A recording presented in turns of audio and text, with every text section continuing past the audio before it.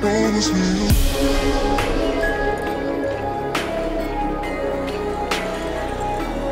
Promise me.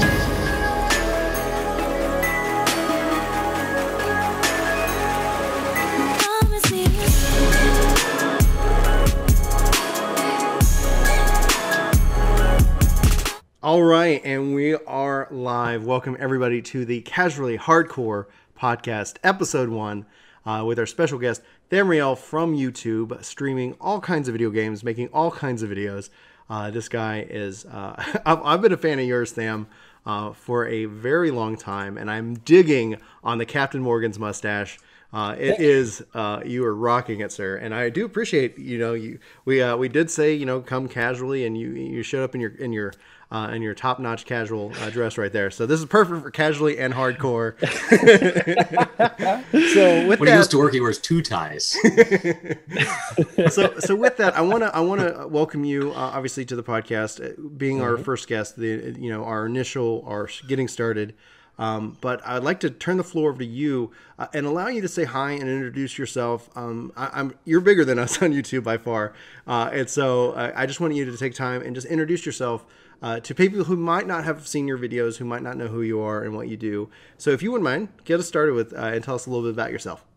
Thanks so much. Well, first of all, I want to thank you so much for letting me be the first guest on the podcast. I'm really highly honored. People that are watching are going to be watching this later on YouTube as well. Make sure to subscribe to Word to Game. Amazing content. I've been watching y'all for actually a really long time. I typically lurk. I don't usually leave comments, but I watch y'all. I watch Sync and I fanboy over y'all like crazy. And the fact that y'all asked me to participate in this, like, oh my god, yes, please, yes, come on. I would love to. It's kind of like, it's like, yeah, I got almost 30,000 subs, and it's like, these guys, they're around 500. Like, oh, man.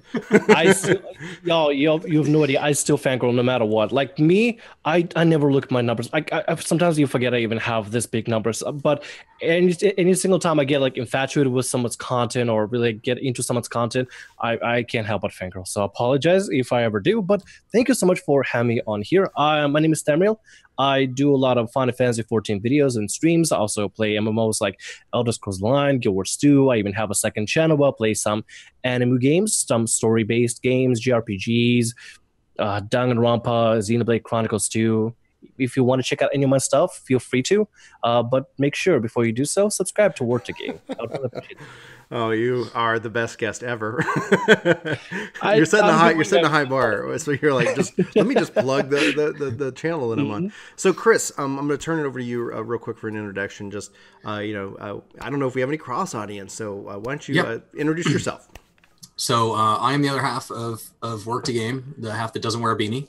And he named the channel, by the way. I did name the channel. Somebody commented about a month ago that I said something about I appreciate their support because they said something nice, and they said they'd actually been watching the channel since before I was around, which seems unlikely since I created it.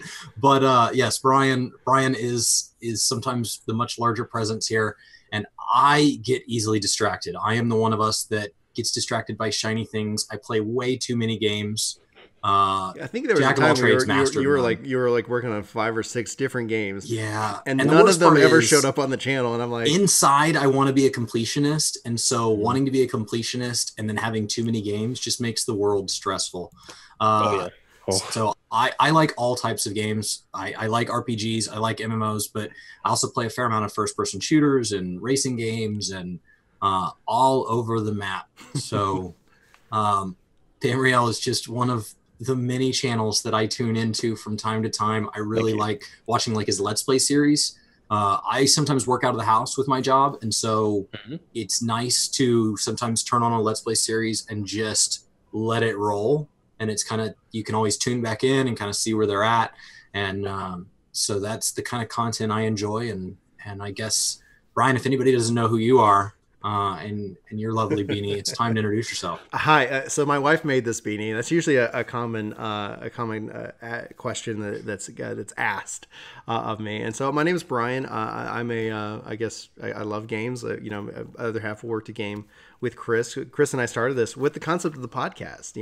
So we had a select start, and I was like, because we would sit down and like at least once a week we'd get on the phone and just talk for like an hour about games and ideas and strategies and things like that. And it's like eventually we were like, why don't we just record this and see if anybody's interested in it at all? And the answer ended up being no. I mean, it's like we have like, hey, my mom subscribed to us, and it's like what, like maybe Chris's mom and Julie. Like when you're starting out, like I have August, some brothers that would listen sometimes.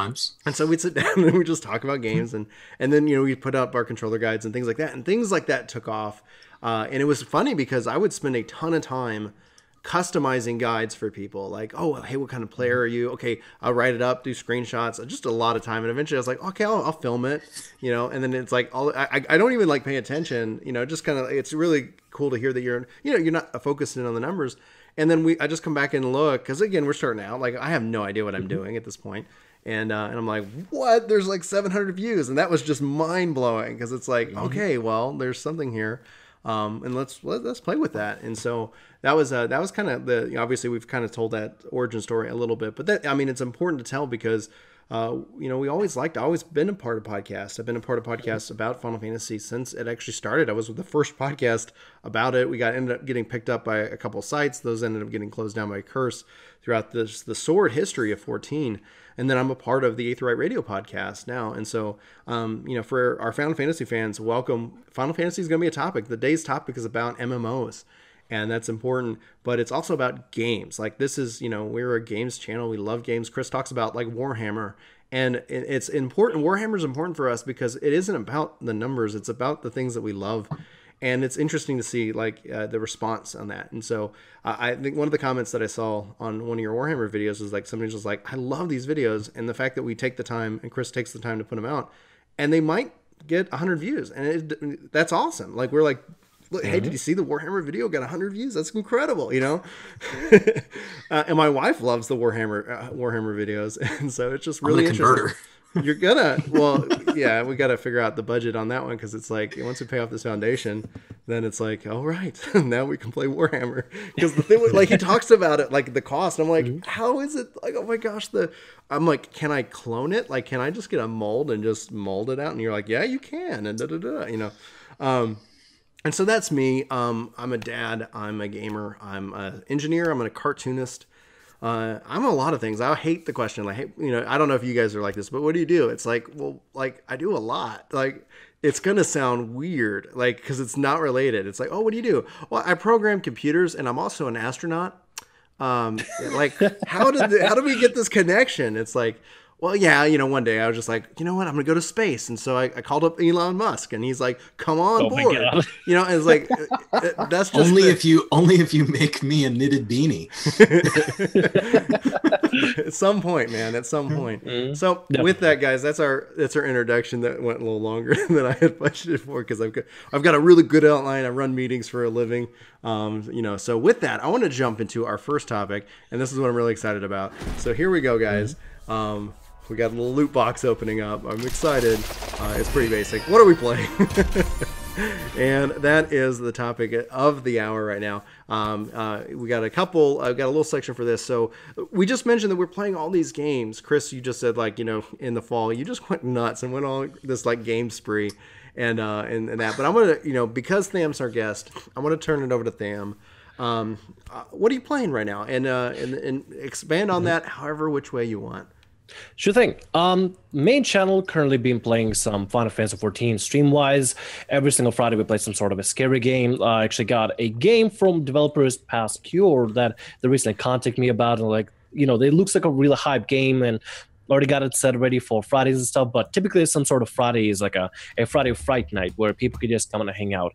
And it's really nice. It's a niche audience on the channel, but it's like the best time ever, because like if something scary happens, people get to laugh at me, and I just push through it. Horror games are the most fun to watch people play. I hate playing them, but in my head I'm panicking, but my my finger is still pressed on a W key, and I just move forward. No matter what happens, keep moving. Just keep disconnect the moving. brain from the body, yeah, and just keep moving forward. I can be terrified, but just got to keep moving forward no matter what.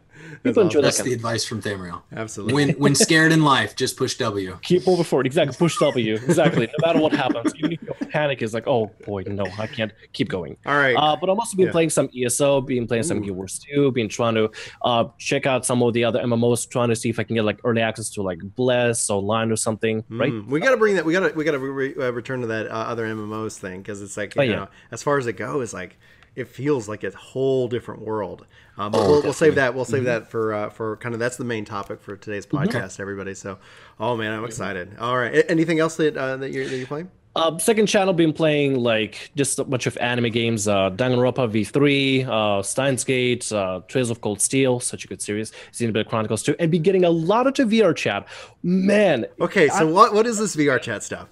VR chat, to be honest, it's just a chat room. And you can be an avatar. You can upload your own avatars, do different gestures, so you have different expressions or no gestures at all. Take other people's avatars and pretty much digitally cosplay. And that's literally all it is. You just literally hang out with people and talk to them. Absolute strangers, but the kind of people you meet are... What do you use for VR though? Like, are you Vive? Or you... I use Vive. Yeah, I use Vive. Okay, and but you can is use it worth Oculus it? We played with Chris and I've kind of goofed around with it early in the channel's life, and what do you think? For the Vive? For VR in general. Just VR in general. Yeah. Overall, I feel like it's still in its infancy, but it's getting better. But if you want to just goof around in VR chat, honestly, I would say it would be worth it. So if you want to get Oculus or, you know, the Vive for other games and stuff, but primarily for VR chat, go for it. I've met a lot of people that just straight up got VR stuff just for VR chat. It is an experience. It's not... everything changes once you're in VR. Yeah. And you're able to pet heads of cute anime waifus in VR chat. Oh my gosh. Your mind is blown. The world will never be the same. Wow. How long until they give us the feedback, you know, like some glove that can push back when you touch I don't know. something. That sounds creepy. So Chris, what are you playing, Chris? So actually, I was playing way too many games, and I got to the point where about 2 weeks ago, I told Brian, I was like, I can't even post videos to the channel because I'm just stressed out that I'm behind in all my games. Oh boy. And so I just did a massive culling, and I went through and I said, what is the most important to me? And if there's room, something can move in, but it has to replace something else. So right now, I'm playing Final Fantasy, trying to get more in. 4.2 is wonderful, and I owe it more time. I just picked up WoW last Friday, and so that's really the issue. Is like I have like the two largest MMOs, and that's just they both want all of your time. And then I've still been playing a little bit of Minecraft with some friends on a server, and there's a Let's Play series on that kind of going out on the channel. And then been playing Warhammer, and then I play Division with Brian only on Tuesdays. And that is it. All other games have been cut off. I want to play Mario. I still haven't got to it. There's so many things I want to play, and I just don't seem to have the hours. You are reviewing a game for us right now for the channel, though. I am. I'm reviewing Dragon Quest Builders. Yeah. I thought it was going to be a little bit of that on stream this afternoon. Yeah, I thought it was going to be an interesting cross section with the RPGs and the Minecraft. And it came out on PS4, but it's actually on Switch. Which I mean, I love the Switch in and of itself. So I love my Switch. So, what do you think of a Builder so far? I like Builders. It scratches the itch of kind of Minecraft. It's nice to play a single player game because everything else is so MMO heavy. It's nice to make use of my Switch. I do want to play Mario. I've heard nothing but good things about it. And I had a blast with Zelda. I had a blast with Mario Kart. I got the Lego game on there. I still need a Pokemon game. I think if I had a Pokemon game, like I would be like, all right, Final Fantasy and WoW are going to be every other month. If the month is even numbered, I'm subscribed to one. If it's odd numbered, I'm subscribed to the other. Because Pokemon will be my top priority. I am so excited for Pokemon, and I don't know if it's this year. And I want it right. I want the right Pokemon. Come on, game. Nintendo, get on it. Let's go. I want the one that kept me up at night with like a reading light in my Game Boy. Yeah, is that? But you didn't because the Game Boys weren't backlit. They were not backlit. It's like nowadays, it's like man, it's a whole night. You're trying to sneak downstairs, but you're not to get a snack. You're trying to get more AA batteries without your parents knowing. Oh my god! All right, and for me, guys, like I've been playing some Division and some Final Fantasy 14. Those are kind of the bigger games. I haven't been able to make enough time for man, why am I drawing a blank on it for right now? It's such a good game, and it's free. Xeno Chronicles. No, I love Xeno. Oh, Warframe. Warframe, thank you. I was like, why am I drawing? I want to Great call game. it. Oh, it's so good, and I just haven't had enough time. I've been so busy with work, so it's like 14. I'm almost done with Machinist at 70. I'm really excited about that. I'm looking forward to putting together my controller guides on Machinist because I know it's been one of the like most requested jobs that I do. I know there's Ninja and Monk, but like whenever like anybody's like doing something like do Machinist, and I was like, okay.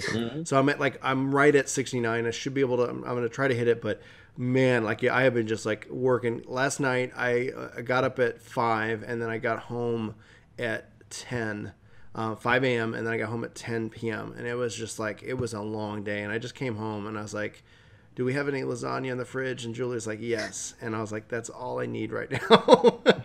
And then I'm just gonna crawl into bed, and that's what it is. So hopefully I'll be able to have a little bit more time to play a wider range of games. And on the Switch, I'm loving it so much. I've been playing Lost Sphere, and I actually really like that game a lot. It's resonating in ways that I'm just surprised. I was worried about some of the concepts about how you recover the world, but at the end of the day, it's been really enjoyable, and I can't say enough good things about it. But the thing is that I ask myself is that do I like the game more because I can take it with me and I can play it with the Switch Pro controller? That option makes a world of difference as a parent, as a gamer who has a full-time job. it is actually so much more convenient, to the point where somebody was asking me like, hey, are you going to play Secret of Mana? And the answer is yes, as soon as it comes out on the Switch. Like people were like, oh, giving it some 5.0s and 6.0s reviews. That doesn't bother me. I love the series. I'm going to play it. I don't really like to look at reviews, especially if I know I'm a fan of a genre or series, because it's like, okay, I'm gonna play it. But I'm just like, Switch. Like there's no thing. I'm not gonna make time for it on PC. I can't, but I can make time for it on the Switch, and then it makes me want to go. If they get it right with multiplayer, be like, and Julie, here's your own Switch. Let's play together. Yeah. Anyway, that's what I'm playing. All right, guys. That was a lot of fun. Our second area is right now, and this section is what we like to call. I'm gonna let the box open up. Boom! A little bit of news. So we'll go side by side. We got a couple of news things that have kind of happened this week, and as we build out the podcast, let us know what you guys like. So if you like kind of a little news segment, let us know, because at some point, maybe it's cool, maybe it's not. There's no wrong answers whenever you're starting anything. And so, we just got to learn the questions. But a couple little things that I thought I'd bring up for just kind of group discussion before we get into our main topic here.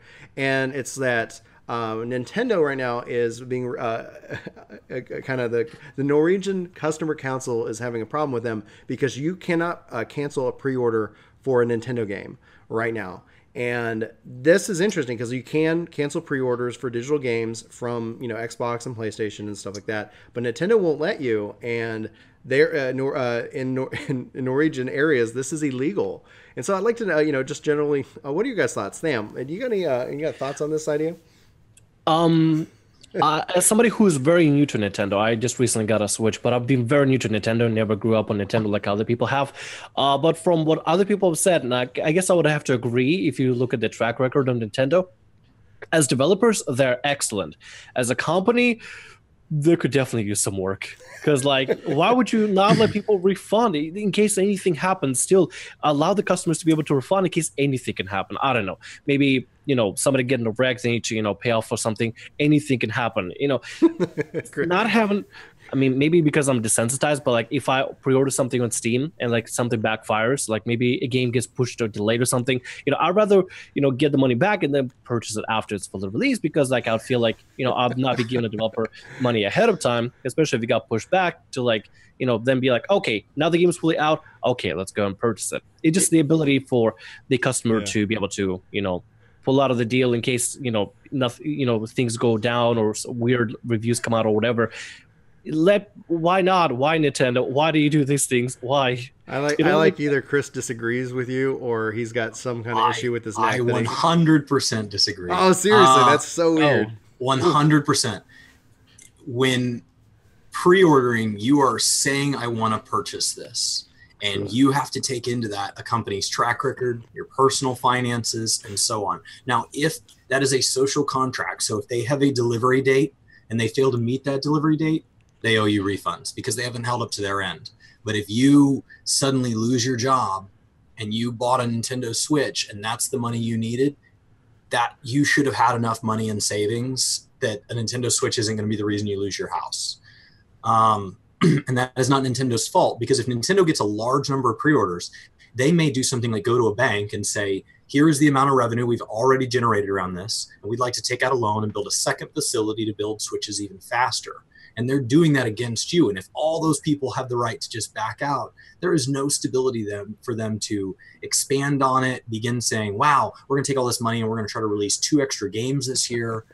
You have to give them that stability as a company, or not pre-order. So we talk about this pre-order ban and kind of this, I'm not going to pre-order as much anymore because I got burned on Destiny last year. As a consumer, that's my right. But if I keep pre-ordering, that's on me, especially when you talk about things like pre-order content, where for everybody that pre-orders, we're going to give them either digital content or we're going to mail them like a neat little collector's thing. They're scaling that to the number of pre-orders they sell. And so that number needs to be static or growing. I think I think I can see Chris's point, but I think it's just a matter of time for this. One of the things that Nintendo has shown with the Switch, and the reason why I came back, Tham, he's a new Nintendo. I'm a Nintendo convert. Like after GameCube, I was like, all right, the Wii didn't do anything for me. The Wii U didn't. I mean, it was like the Wii didn't do anything. The Wii U was definitely not interesting to me. But the Switch, brought me back. So it converted me back. It wasn't just the hardware; it was the fact that they've continually had consistent games. And then the question has always been about their online service. And so, but all this as a part of it shows me that Nintendo's learning and listening. Yeah, but they're Nintendo. They're slow. And so like a news article like this comes out where they, you can't cancel a pre-order on the eShop. Well, maybe we can wait 5 years and they'll get that figured out, because it's like that's my tracking of Nintendo. Maybe they're going to be much faster with it, but as it goes from that, it's interesting. Obviously, they have to operate within the law, and we've seen all kinds of lawsuits, even in Australia. Like in different places that have brought and won against these companies. Australia had, I think, a big lawsuit against Steam regarding kind of refunds, and what ends up being, and I think this something that ends up satisfying the consumer, and even Chris's point, is that like your refund ends up turning into just cash on the store. It's not like they send you a check. It's you have credit. We still have the money, but now you can buy this game later, or you can pivot it to another game. And that's kind of the consumer warning. And that's the same thing with Steam. It's like, oh, well, now you have Steam credits. They're not really refunding you, but they're giving you the ability to say, wait, I want something different. And so to Chris's point, absolutely. I don't, if that's, the margins are that thin, don't be spending money on credit, because it's going to ruin you. Like it always ends up catching you at the worst time.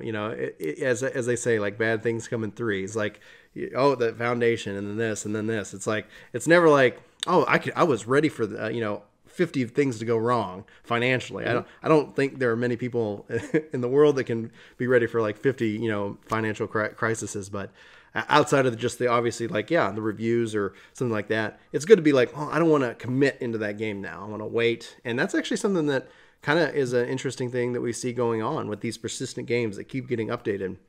When's going to be the right time to jump in? All right. Let's jump into just a little bit of YouTube bits and pieces and news here, and then we'll jump into our final, our big topic before we get into the final of this. I'm so excited for the ending of this, guys. Anyway, I hope you're enjoying it. YouTube really doesn't know how their trending section works. We're all three of us been on YouTube. Tham, you've been on a lot longer than us. And during the pre-show, before we went live and where I was making sure all this stuff was set up and working, you kind of said like, it's like, you feel like sometimes you're starting and stopping. YouTube makes a change and it's like, it feels like they like slap you in the face, and then it's like, okay. And now you kind of adjust. The joke, I guess, is like YouTubers adjust. Exactly. Yeah. It's like, okay, well, all it like, is. what does this mean? Like, do we want longer videos, shorter videos? Like, what's happening? So what do you guys think? Fam, talk to me about YouTube. Personally, I would love a lot of transparency from YouTube. That's it. That's literally it. Just saying, it's almost like, you know how like in Final Fantasy 14 you get like patch notes about like the next patch, anything live coming up and letters. stuff. Like, And think live about it. letters. Yeah, exactly. Something, even in World of Warcraft or Blizzard, any MMO that is successful usually releases a solid amount of patches, which communicate the ideas of what is being changed and added and stuff. Really well, so that players are able to adjust to it. If YouTube could maybe replicate a similar thing and release some sort of patch notes for changes to YouTube, so that content creators and viewers alike can also adjust to it and just be able to, I guess, not really anticipate, but be able to at least know what's happening 100% and what exactly is going on without a lot of vagueness. That'd be lovely. That'd be absolutely lovely. But So really would appreciate that. Thank you. it's hilarious that YouTube doesn't even know how its own training session works. Even even they're the ones operating it. As far as understood, it was just somebody handpicking the particular videos for trending. That's at least what I understood. Yeah, But if it they seems bots- like you hear so many different conflicting things that it's that point, and it's almost you laid it out real well. I would say study what Blizzard and what Square Enix are doing, because Exactly. I feel very communicated to. I feel very Yeah. in the loop. I don't feel like I'm caught off guard. And while even there are things that I want now, it's like at least there is that expectation of things that are communicated to varying degrees. Obviously, we're still waiting on mod support for 14, but yeah. Even if it's like bad news, at least they'll be able to say, okay, look, we're not able to put this out in this patch. We have to wait until the next patch. It's like, at least you let me know that this feature is not coming in, but it is hopefully going to be pushed back to at least be considered. That'd be lovely. With YouTube, it's like, hey, suddenly things have changed. Oh, yellow demonetization icon, and then you got to wait for their some sort of official post about it, describing exactly what it does. And even then, it's like vague, like, oh, bad language, get demonetized. What do you mean bad language? yeah, Particular words. what degrees? List, Like, please. What is going to detect if bad language is used? Is it automatic transcript? Please, just tell me so I know exactly what I need to do. Or like, awkward, weird thumbnails are going to get you demonetized. What do you mean? How does it know which thumbnails are bad or good? Yeah. What do you mean? Please, details. How does the system work? Tell me the rules so I know how to play this game. Oh. So, Chris, what are your thoughts here, man? I agree with that. I actually wholeheartedly agree with that. I want to empathize with them because unlike Square Enix and Blizzard, their content isn't built by them. And so when their content kind of goes off and does something they didn't expect it to, where it puts out something inappropriate, it reflects back on them. And then it's like, well, how did YouTube make that video? It's like, well, YouTube didn't make that video. They're just where that video is hosted. Yeah. So I empathize with them. It's a big problem. But what I need is communication. I need clarity on what it is you want me to do, because they say no one knows how the training section works. And that actually just has a lot to do with how learning algorithms work. Learning algorithms are able to do things that humans can't. And that means that they can't be built by humans, because if they were built wholly by humans, we would just do the job ourselves. So they're built by other computers. Yeah. And so I think there's an animated CGP Grey video that kind of goes into this. That's such a good video. Absolutely. How these algorithms just kind of brute force their way into being able to do things we don't totally understand. So I picture like a giant soundboard with different levers, and YouTube's just like, well, we want revenue. And it's like, unless it's pornography, and then maybe revenue means less. And they're just feeding these levers, and then the algorithm just has to figure it out. And the problem with that is there's no way for them to come back to us and say what lever is the most important. Mm-hmm. Is it watch time? Is it retention? Is it bad language? Is it thumbnails? Is it tags? I don't know what you want from me, and I don't know, more importantly, what you don't want from me. Right. What you want from me just determines the success of my channel, and that's something that you can work on over time. What I'm really worried about is what causes those strikes, because you only get so many strikes and then your channel's gone. So be really clear with me on what the definition of bad is. Mm-hmm. It's been an interesting ride. So Chris and I have only been doing this for a year and a half now. Mm-hmm. And honestly, it's like, oh, okay, when we feel like we're getting a rhythm and understanding, there's been times, and I don't know, excuse me. I don't know if there's if anybody that's a creator who's watching this or Tham, you've had this experience, but I would say that I've texted Chris. I'm like, hey, I think the algorithm's changing, and he's like, what do you mean? I was like, I uploaded a video, the screen blinked, it gave me an error. Eventually, I was able to get it through. I didn't get a notification that the video was live. They're working on something in the back end. I think things are going to change, and then I'm typically right, at least from like when we look at like the numbers. It's like, wow, like Chris was like, why are we getting so like this spike? I go, they changed the algorithm again, or the other side of it, or the other side of it, or it's like Brian posts this just beautifully made video on a topic that we're getting 1,000 comments about, and then just nothing. It's like, and then you see it eventually like, oh, okay, and it's just it doesn't really bother me because I don't yet feel like I have, I guess, the ground to stand on. And I know that, you know, there's a lot of small YouTubers out there right now that are really suffering and they're really frustrated. And I want to just keep encouraging them to keep working at it, because I think we're all in the same boat. I don't like, you know, like medium size, small size, like I don't even know like what's determined that way, but I know they had the big cutoff and, you know, just the other day, and it's like, man, but what people can do and what we actually kind of encouraged at the time was band together, like, you know, work, you know, and reach out and make relationships and have fun and you know, ideally have fun, because, you know, when we looked at the math, like it was like, oh man, how would this impact us? And it's, I think the thing is that the worst case scenario, worst case scenario, people keep making horrible mistakes and the platform keeps suffering, and eventually it just becomes unsustainable, where like, you know, we're not paying a fee to have these videos hosted. YouTube's covering that via ads. They need to make money. You know, it's kind of like, you know, the people paying for ads keep the servers up, which allows us to create and do fun things and engage. And I think it's important, I think at this point, like before we move into our kind of the main topic for the podcast, is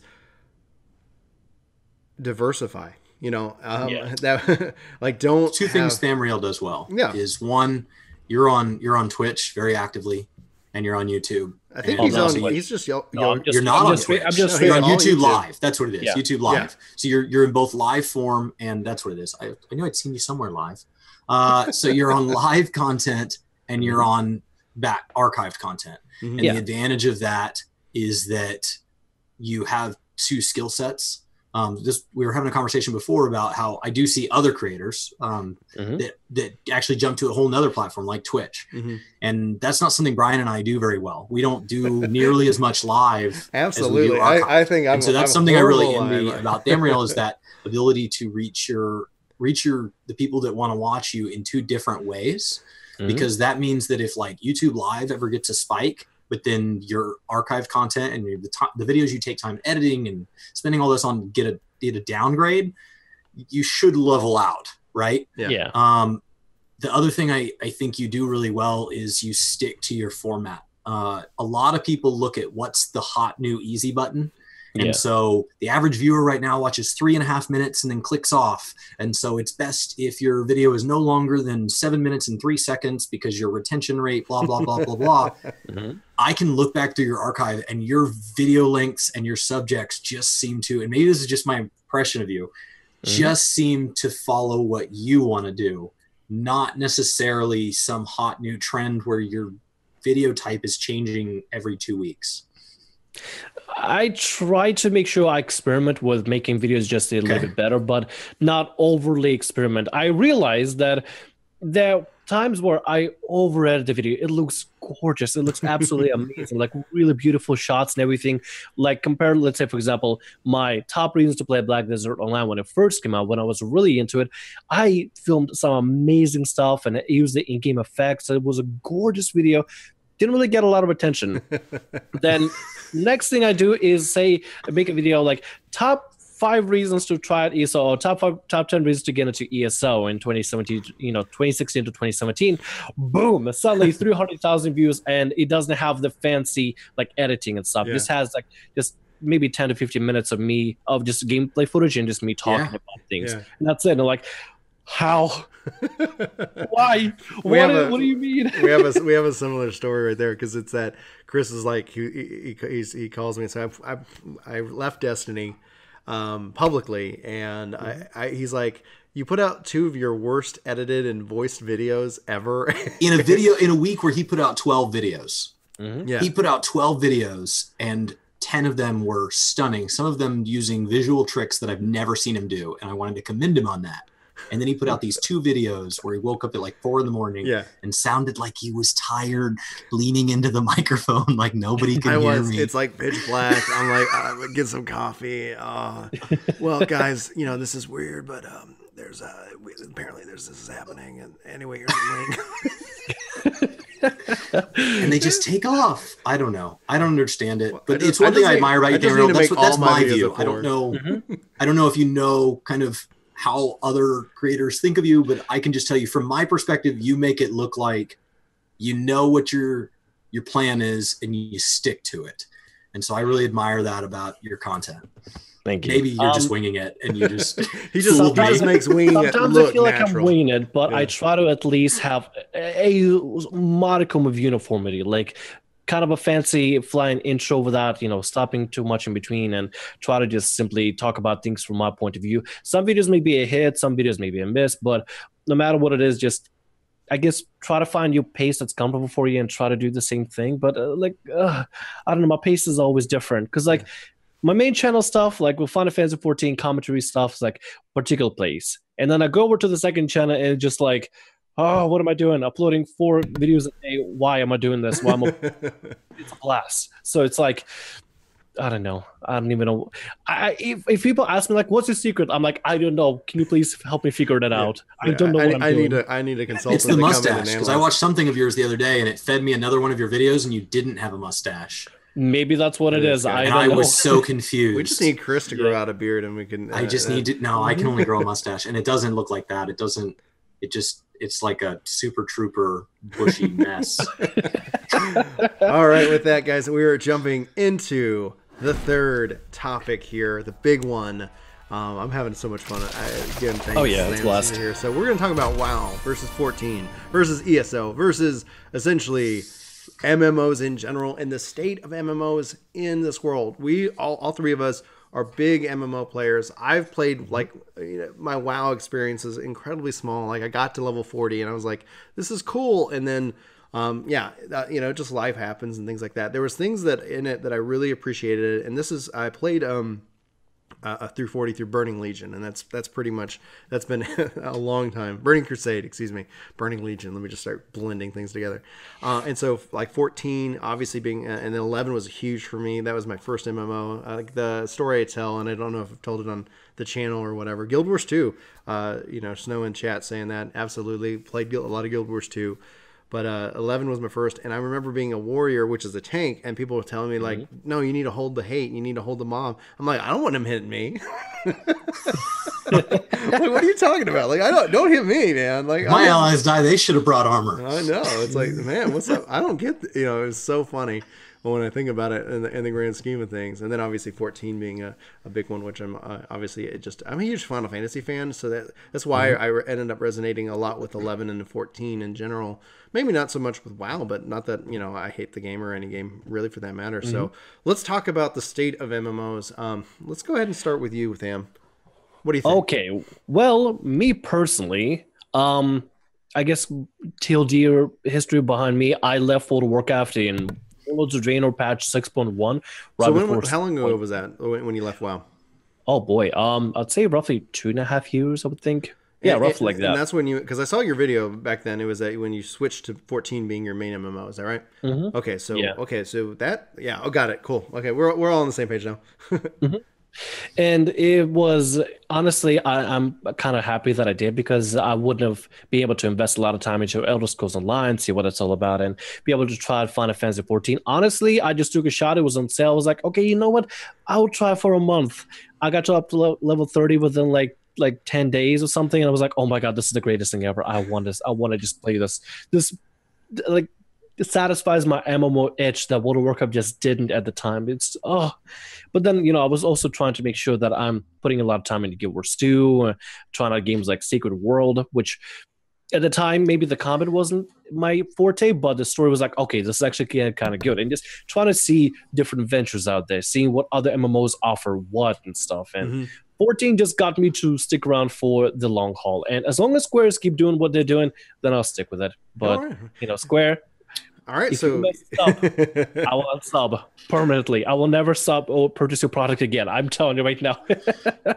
I'm serious, Square. Please don't mess up Final Fantasy 14. So on that note, you play a couple of different MMOs, and we kind of talked about what we're currently playing a little bit before. What dictates a game being worth its pay model? Because you're playing games that have multiple different kind of pay models, right? Guild Wars being on kind of one end and Final Fantasy being on the other, where they actually rarely do big expansions, and they're talking about making the distance between expansions even longer, but you're paying every month. In Guild Wars, it's still currently, I haven't played the current one, but I assume it still does not run on a subscription basis, right? Correct. No, Guild Wars is buy to play. Absolutely. So how do you decide which one's worth your time and which one's worth the amount of money it wants from you? Well, I mean, after playing the recent expansion for Guild Wars 2, I'm glad that Guild Wars 2 doesn't make me, pay a sub fee and everything. Although I do feel like it would highly benefit Guild Wars 2 if they did have a sub fee, especially if they were able to input the money they get for a sub fee the same way or similar way that Square is able to put in for Final Fantasy 14 with just beefy content patches. That'd be amazing. That'd be incredible, because I feel like while I feel like I did a lot of stuff in Guild Wars 2, the ceiling to reaching the max, or be able to develop your character, is very limited. Then I gotta push it past like a certain gear set or certain level. Once you reach level 80, you already max level. Once you get exotic or ascended gear, you already got cream of the crop gear. You can already do everything you want. Different things you can do is like try different builds and do different specialization. And while I like the adding to different specialization because it adds new playstyle, not every playstyle that is added with different specialization is going to be your forte. For example, with recent expansions of Guild Wars 2, pulled me away from Mesmer. I used to love Mesmer, but then I tried Chronomancer, not my speed. Right. Tried the new Mirage, not my speed. So I'm just playing, other classes at that point. And it really sucks because I invested so much time in my Mesmer. It's like, now it's... No, these new specializations, they're just not fun. But I don't know. In Final Fantasy 14, I do like the variety of different jobs and stuff. So I don't know, different changes happen to maybe Dark Knight or Warrior. Oh, okay, there's still Paladin to play, or different stuff. And I don't have to redo. It's so funny to say that there's still Paladin to play, because for the while it was like I did a video just generally describing the three different ones. And I remember somebody's like, how could you not tell people in this video that Paladin is just garbage? And I'm like, I'm just saying what Paladin is. He has a sword and a shield. They're going to make adjustments. So at some point, some other job is going to be garbage. So I've been waiting. I know he's probably not going to come back, but I've been waiting and hoping that he comes back on that same video and be like, how could you tell people that Dark Knight doesn't need fixing and things like that? It's like, dude, what do you want from me? It's just, I love humans. They're funny. Oh no, it's fantastic. I'm talking about making a video on hey, this is how you play Bard and do the opener, and somebody's like, you forgot to tell the Bard sucks. I'm like, oh, okay, I don't think Bard sucks, but okay, all right.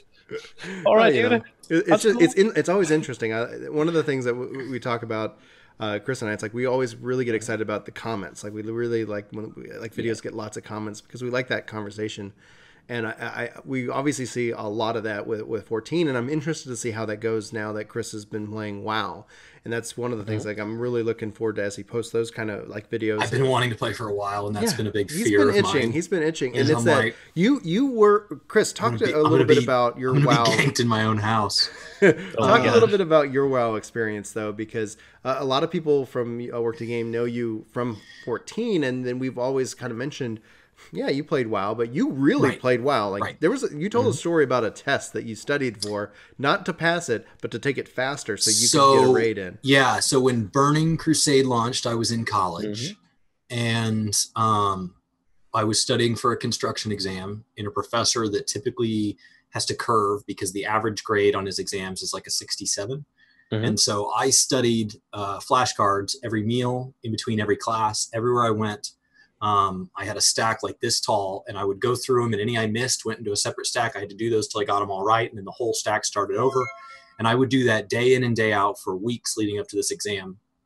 And at some point, my study partners didn't want me in the study group anymore because when it came my turn and we were taking turns going through the flashcards, I knew every single one. And they were like, why are you still studying? And I was trying to get faster because this particular test was going to be multiple choice. Some were short answer. That would have been a lot harder. And I knew that Burning Crusade was launching the day after the launch of Burning Crusade. And I wanted, that was the only class I couldn't skip because I had a major test. Every other class I could just not go and ask somebody for their notes and then make up for it on the back end. And I wanted to cap my class before I went back to being a college student. And so I was actually in the lead on my server, heading towards server first, sprinted across campus, took the exam, finished it before he finished handing it out. He thought I had a question. I was done. I just flew through the whole thing, sprinted back, and I finished second for my class, which is 0 awards. I almost caught back up as a druid. I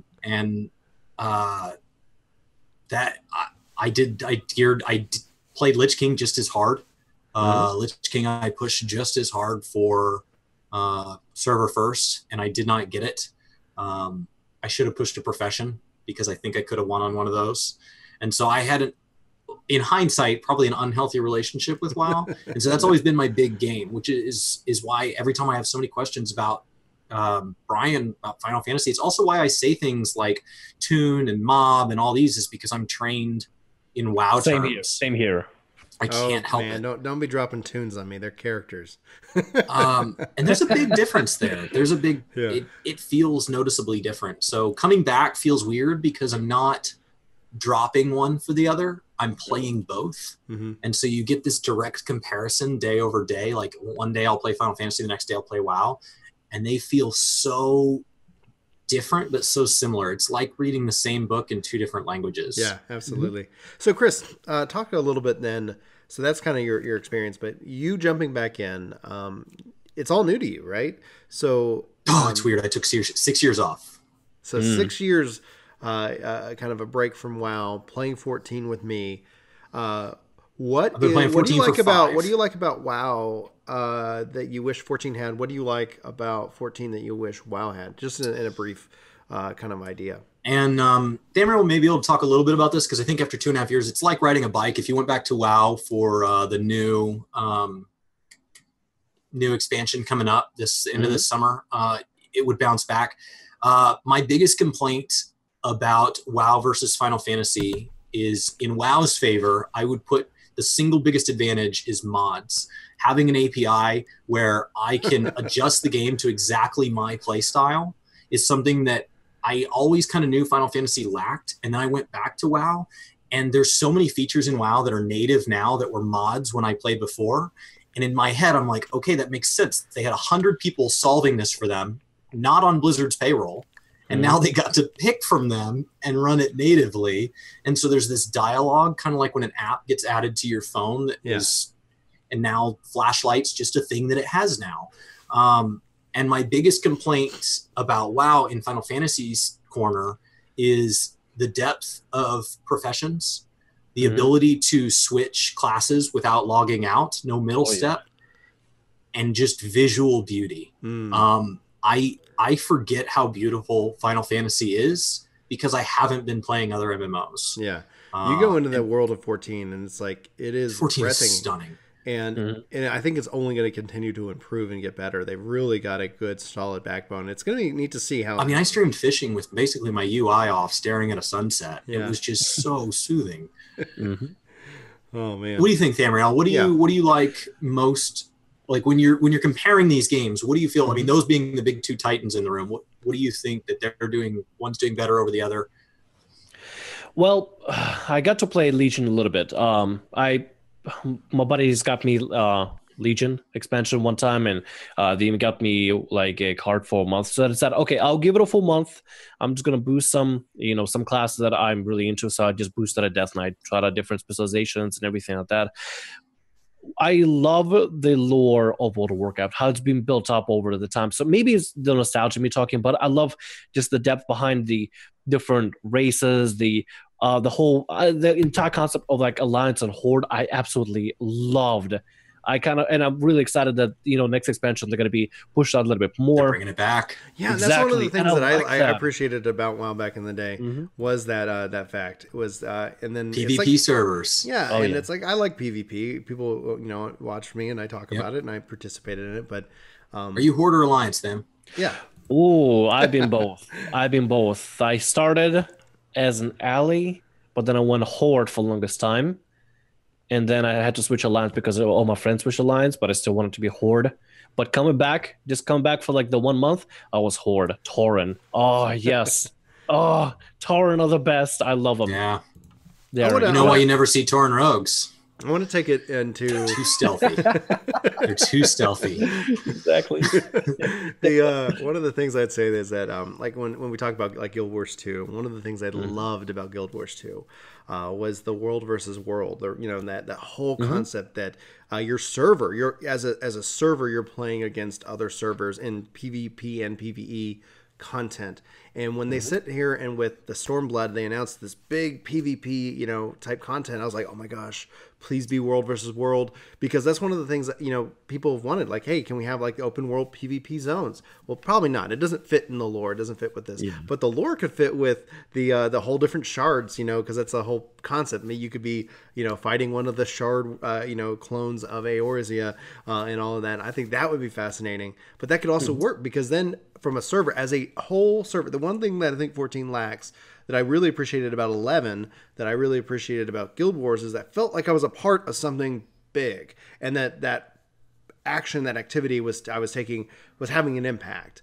And that can exist in 14. It just doesn't right now. And I'm like, oh gosh, I wish there was something that said, you know what, you need to go and run 1,000 dungeons. But it wasn't me just running 1,000 dungeons. Anytime anybody would run a dungeon on our server gets credit. And we might be racing against the other servers in our data center to see who can do the most of whatever in the week. And then there's just some silly little rewards, or just some silly little bragging rights. Sargatanas is the best Argatanas. Some stupid little rhyme that I can make up and flow horribly because I'm a ginger. But but on that note, like, it's like I look at these games and it's like one of the things I've talked about, Chris, is like, yes, they keep talking about add-ons, and honestly, I've asked and we've had it's coming to the point where I think the community has just stopped asking, because it's like, and maybe that's what they wanted. They're just like, yeah, just keep kicking the can down the curb. But there's so much that it's like, we can learn from each game and say like, oh, they do this. Can we do this better or different? Or what, that is actually just so good. We got Lords of Verminion, and what people want is Pokemon. It's like, and then I'm watching pet battles are in WoW. And that's what I'm watching Chris play on WoW, and it's like, and he's playing pet battles. I'm like, why can't we do that with our minions? It's like, it's a great concept. I don't know if there's a legal issue here. I don't know if that's it comes down to little things. So like the two biggest features that bug me that could be identical is your mounts. So on Final Fantasy, your mounts are separated into random ground mount, random flying mount. It's random all mount. It's random all mounts, random flying mount. So random all mounts, because flying mounts can also walk. So you can't touch the ground flying mount. Hit touch. Yes. If they have one of those, that will not be in that roulette. So random all, random flying. But if you don't like the way a flying mount looks on the ground, you can't opt it out. If you don't like one of the mounts that you unlocked unintentionally, not knowing that the model would get on your nerves, like that purple bird we got for free, that thing is so massive, I can't click on a quest giver. I just don't want it in my random thing. I hate the mana cutter. I hate the mana cutter. So and gross. In WoW, I can favorite my mounts. Then when I click random, it only pulls from my favorite. The downside of that is when you go into Final Fantasy, separates it into all and air. WoW doesn't do that. And so since I only get one random button, by default, there might be a mod that fixes this. I have only flying mounts on that button because when I can fly, I want to fly. And I have over 100 mounts, which means I have these like awesome mammoths and stuff that can't fly. And when I'm in like dungeons that are open world, so you can mount up, I would love to get one of my mammoths. And what I want is both. I want Final Fantasy's 2-button system with WoW's favorite system in both games. Make it happen. That would be so nice. Julie and I hate the mana cutter, and I'm like, To the point where I'm like, anytime we can get her a new mount, I'm like, babe, let's go get a new mount because that's going to increase It's the gonna odds lower that your you're statistical not gonna, odds. you're not going to get the mana cutter in the roulette. To the point where I don't random mounts anymore because it would get annoying. Because it's like, nope, no, oh, RNG, man. Okay, fine. This is the one I wanted, And so I have two that I pick between. But I would love to bring my random mount, system back. But I'll bring it back personally when they have that as well. So yeah. So are we going to go over to comments at all, or are you just pulling from these as we go, and that's kind of how you're feeding topics? I just want to understand kind of what the format here is. Well, let's. Tham, do you have any final thoughts on any kind of differences or things like that you'd like to see either in the MMOs? Games? What would bring you back to WoW, or what would bring you away from 14? What would bring me back to WoW? Yeah. Whoa, that's a really big question. Well, first of all, never have a garrison system ever again. Just what are you doing? It has a 10% bump in their retention rate on subscribers. To tell you exactly what made me leave in Worlds of Draenor, remember how they released garrisons for Worlds of Draenor? I'm not a WoW guy. I didn't play it. I'm familiar with it because now I'm playing Legion, and the Legion has its own version. Garrisons is so. To catch you up, those of you Final Fantasy players and Brian here, the garrison system is basically imagine squadrons on steroids. So your squadrons are out in space, and they're going to build their own little city, and you're going to upgrade this you're going to send your squadron hall through a series of upgrades, and you're going to go out and get these recruits, and you're going to send the recruits on missions, and these missions are going to give you things like 4.25 has upcoming relic weapon, relic armor that has an upgrade system.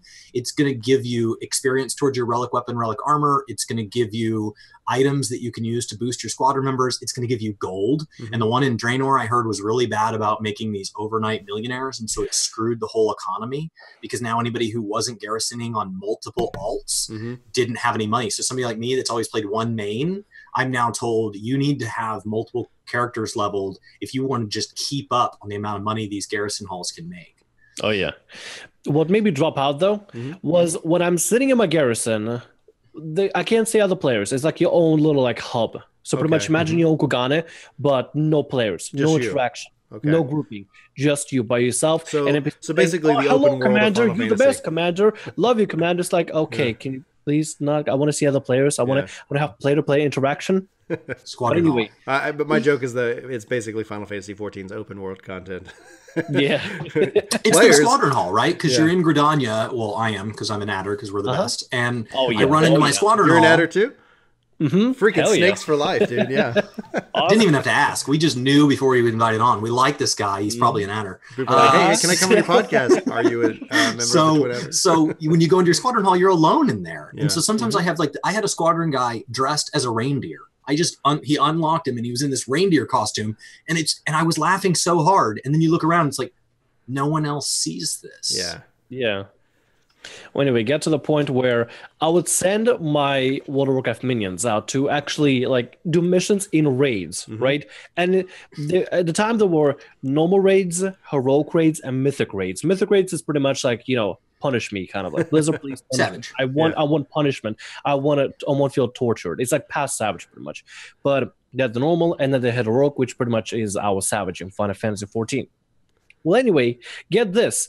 These minions that I would send to go to the raids, pretty much for me, they'll come back with, if I send them on a heroic, raid or something, they'll come back with a heroic raid, chest piece, shoulder piece, helmet. Sometimes they could even come back with a heroic warforge, which is like a step above heroic, but like right below mythic. So it's even better than heroic gear. So I was decked out in all heroic and heroic warforged gear without stepping a foot into much of the raids. Okay. So at that point, I was like, there was no progression. Yeah. There's nothing for me to look forward to. This is just going to give me free gear, and I can just keep sending them on missions. I don't feel satisfied. What is this? And then 14, it's like, hey, look at this. Running Byakko on farm in order to work really hard for your weapons and alt weapons so I can level the other alts and then work for the gear and have a catch-up mechanics that are not too stressful but do require some work and stuff.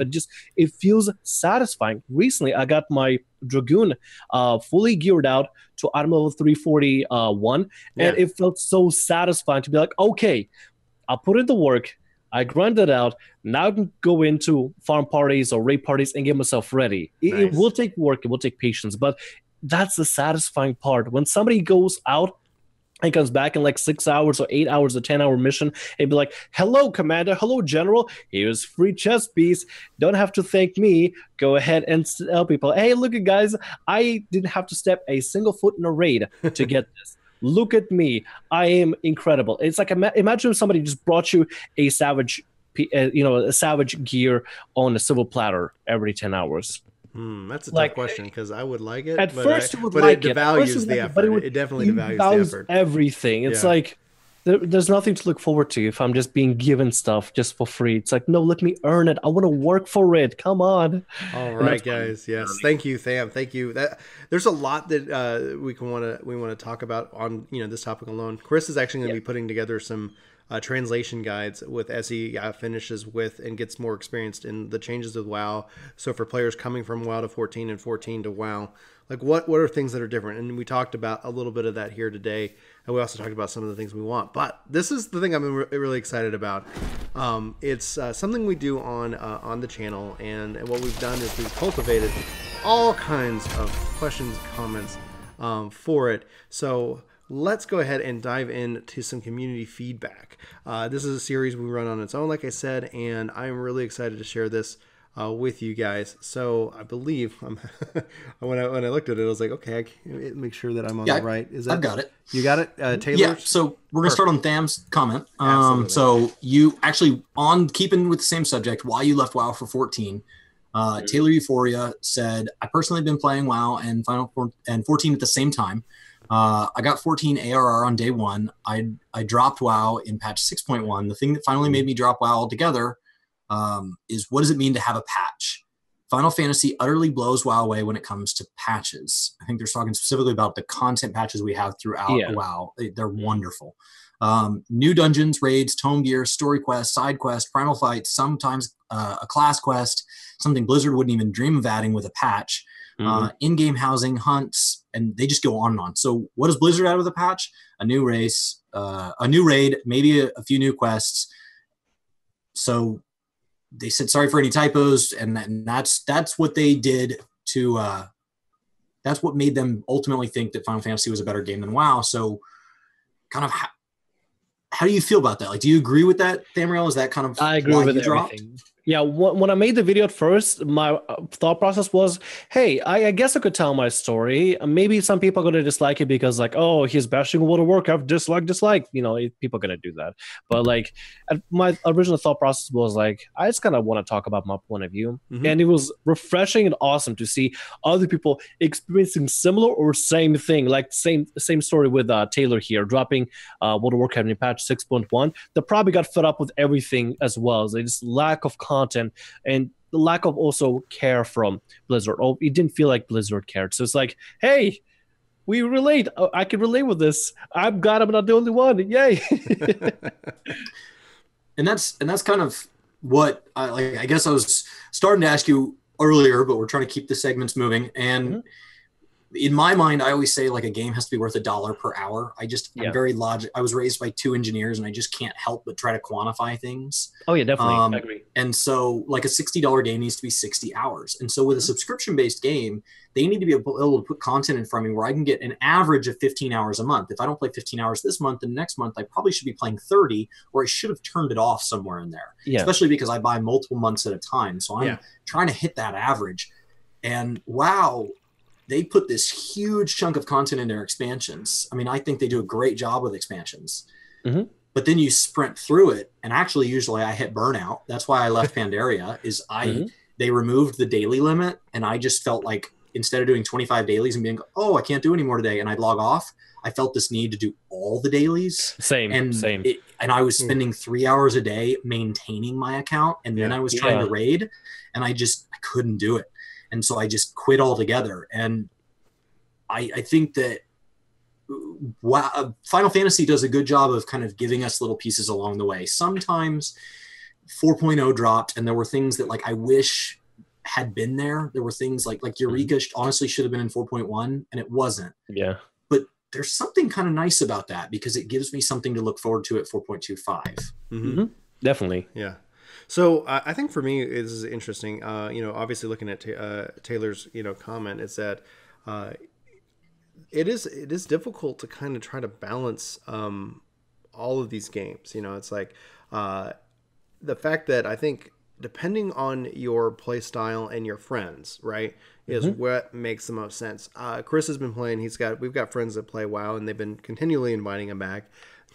I question, and this is kind of a question for Chris, is like, do you think you would actually be playing WoW now if it wasn't for Zach and it wasn't for your other friends, your brothers, inviting you back? And it's that outside of, like, you know, the things that speak to us, like maybe personally, we talked about a lot of it here on the show, the graphics or the gameplay or the add-ons in WoW or this or that. Like, we can like all these different things, but I think it's about finding a good community to play with, right? And and Tham, you said something, you know, like trolls will come in and like, oh, you know, downvote bomb because like some, you know, we're saying this is better than this or this is God forbid I say something bad about World of Warcraft. I'm sorry. Or same thing with 14. Like, you know, we should be critical.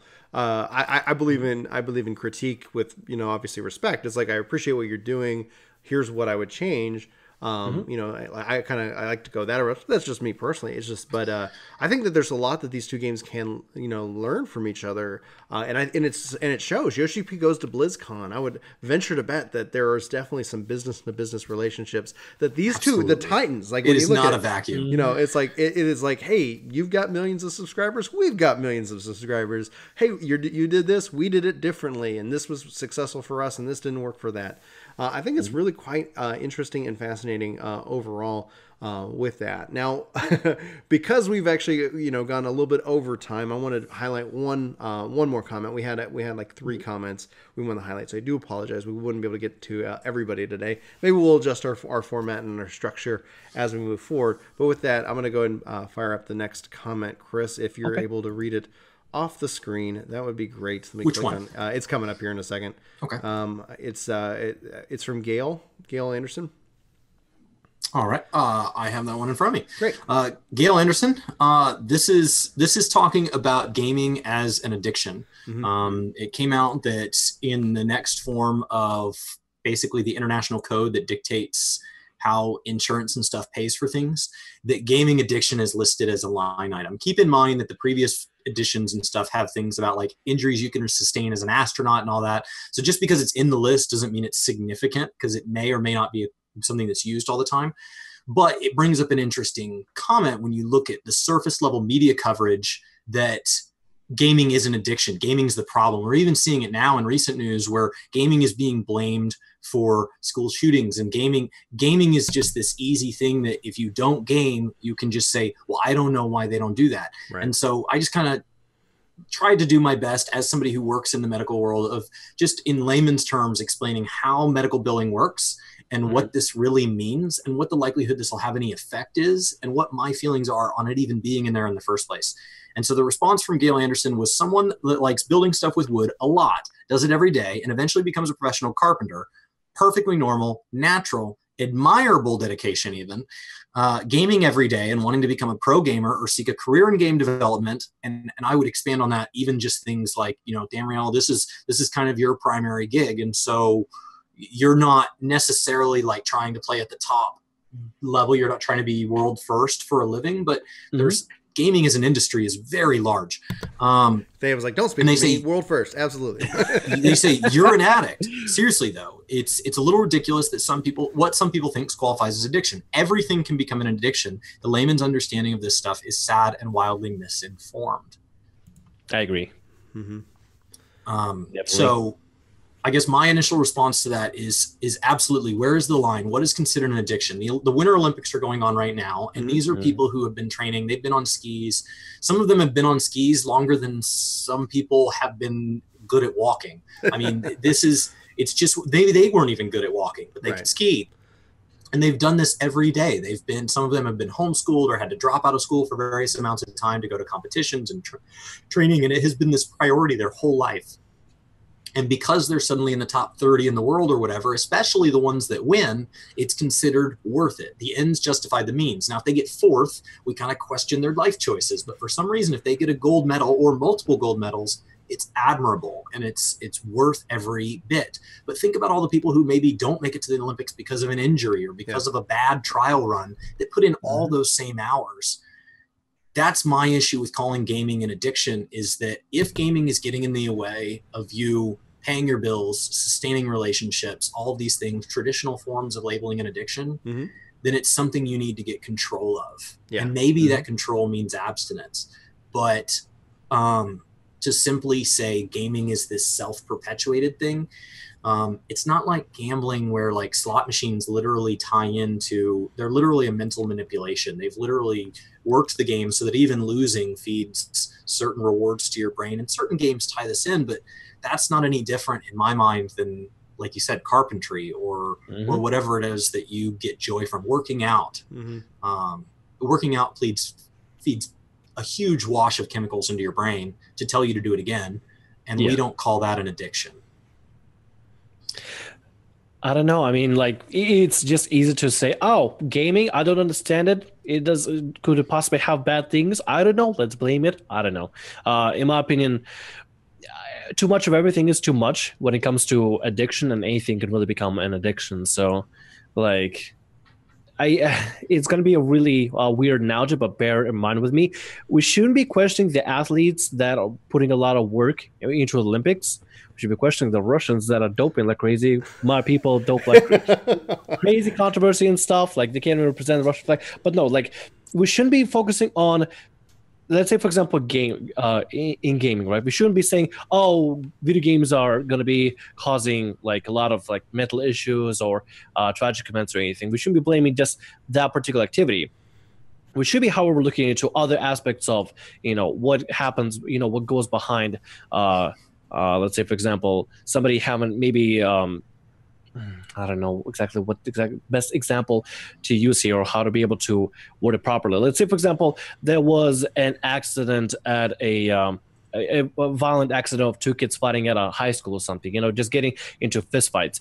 It could be a modicum of different things happening, personal life maybe, or some sort of a maybe a social misconduct happened, got fights over silliest things. And somebody was like, oh, probably because of gaming, to see people, kids playing GTA, like, okay, it's okay to fight. Like, no, it's not. There's probably a lot of underlying issues. It's easy to say gaming is, the root of all evil, but maybe we should go a little bit deeper on it. Maybe it might be helping. No, let's just blame gaming, clearly. Yeah, so that's a logical choice. Obviously. So I just did kind of a post about this, and I kind of fall in the area which that we don't have enough data, we don't have enough studies. The studies out there show that there's no correlation, regarding kind of any violence and stuff. In fact, actually, gaming reduces violence in areas in which lots of games are played. It keeps us busy, it keeps us distracted, especially in young males who are naturally more aggressive and things like that. For me, it was gaming, and my parents put me in athletics. I was too tired to go and be stupid. I was too tired and go, like, I don't want to fight you. I'm tired. Like, I have literally run up and down this hill 30 times. I have no interest in even seeing you. In fact, like, I'm just going to go home. I don't want to even have to fight you because I don't want to look at you. It's like you had no aggression in that case. I think in this case though, like, and it's really interesting because, people say it about gaming, gamers say it about other things. It's like, it's a human thing to kind of just try to isolate it to one thing. I don't think gaming has that kind of impact, but is it a combination of gaming, some kind of medication, alcohol, pornography, trouble in the home? Like, what are these factors? We don't have enough details, and it could play something. It could be a trigger, and I would say the majority of us, especially gamers, typically are healthy. That's obviously an assumption. I don't know every gamer out there, but again, I would say the vast majority of and so studies that are done on healthy people tend to really to show healthy results. But a study that's done on somebody who has some kind of disorder, whether they know it or not, we don't really know that. And so somebody like the fact that we can see and play and participate and not have and go and act, and interact these violent acts, they're different. But then I see my daughter who's 3, and she watches a movie and she immediately tries to imitate what she sees in that movie. She's 3. She doesn't have the capacity. She hasn't developed those skills. It's my job to teach her how to develop those skills. And so there's definitely, like, I want to see more research and more done in that space. And I don't want to be someone who's quick to just say, that's obviously the one problem. And then without context, right? I don't have context into everything, so it would be just like as gamers, and I see it. I see sometimes people, gamers are like, oh, it's obviously this. It's like, well, we don't know. we don't. Let's not make that judgment, because we know that we don't like when people say that about us as a community, as somebody who participates in these things. And it's fascinating because the final point I'll make on this is that kind of the idea that Chris made. We don't make any big deal out of athletes who go to the Olympics and come in first, second, and third, but fourth place, man, you made some bad life choices. Should have come in third. That's how you get the money. And the thing is that I would say that as a people, we like winners, and everybody loves the underdog story when they win. Nobody loves the underdog story when they don't. In fact, it's always forgotten. It's exciting, and when they win, everybody remembers it. Mm-hmm. Nobody remembers the underdog story where they don't. So just try to make good life choices with how you spend your time. If you want to be a professional gamer, man, go for it. But and this is just advice my dad gave me. He's like, son, get a degree, study something that you can make money and support a family, and then I don't care do whatever you want. If you want to go and watch movies for a living, go do it. But at some point, like if you get married and you have a kid, you're gonna have to be like, how can I feed this child? Do something. Make sure that you're setting yourself up, so that you can sit here and say you have that security, and that's important. I think that's just about and I appreciated that advice, especially as a young individual, because I loved theater. I still do, but I didn't major in theater. I majored in mathematics and computer sciences because I also wanted to make video games. So I'm glad for that. Video games have had an extremely positive effect on my life in that case. With that, gentlemen, we have reached, I have no way to say the ending. We have reached the maximum. Let me switch out our background for victory for our first official podcast, episode 1. I'd love to thank all our Patreons. You guys make this possible. Everybody who subscribes to us on, obviously on Twitch, you guys make this possible. Everybody who watches our videos on YouTube, you guys make this possible. With all the craziness, we talked a bit about it with YouTube, with all the insanity that is that, you guys kind of help give this kind of secure base to allow us to put in the effort to make something like this possible. The amount of work that it goes in, I thought it was a lot, and it ended up being a lot, a lot more than I was expecting. I've been up since 4. Making sure that everything was ready for this, and it's a part of my personality. Like, when we start, I want to have a really cool, production. Ideally, I want this show to be something that's done in person. Like a really cool thing where we fly in Tham to be on the show, but our budgets don't anywhere come close to being able to do someday. Make sure to support Word to Game on Patreon and on so our Patreon. And as we sign off here, I just want to say thanks on behalf of Brian and I to Thamriyell for being on the show. We opened with it. You're somebody that I like to listen to because you have a soothing voice, and you just constantly kind of fill that void with what is going on and what's in your mind. And so I actually feel like I'm playing with you. And so when I watch your content, honestly, I don't know if this is how you intend it, but sometimes I can literally put it on my phone and I can just go fold laundry, and I can crank through 3 or 4 of your videos back to back to back. And you have this huge backlog. You do a great job. I don't always catch you live. That's the hard thing about live, is you have to be available live, yeah. As opposed to the beauty of YouTube is kind of with all these archives is I can just watch it at my convenience. So be sure that any of you workforce out there, go over there, hit subscribe, try Thamriyell out. Just see if there's any games in there that he plays, because he is definitely one of my favorite Let's Players out there. Has a nice perspective on things. Yeah, that's the whole goal. Can we get? I was super excited that you said yes. Yeah. Thank you so much for having me on here. And everybody who's watching, if you haven't subscribed over to Word to Game and checked out the Patreon, he's and a plug machine, man. We don't even need this screen.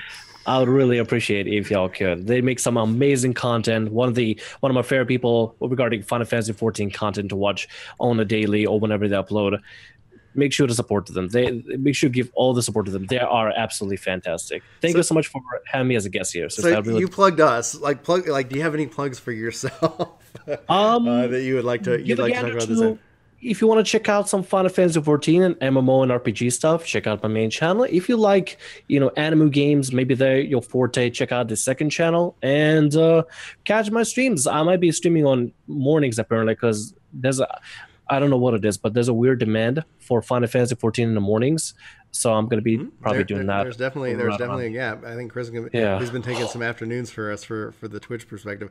So guys, for Work to Game and for the podcast for Casually Hardcore, thank you so much for tuning in for our whole live audience. Stick around here in a minute because we'll be doing a little post-show Q&A before we wrap up soon. Sorry that we went a little long. We're always targeting an hour.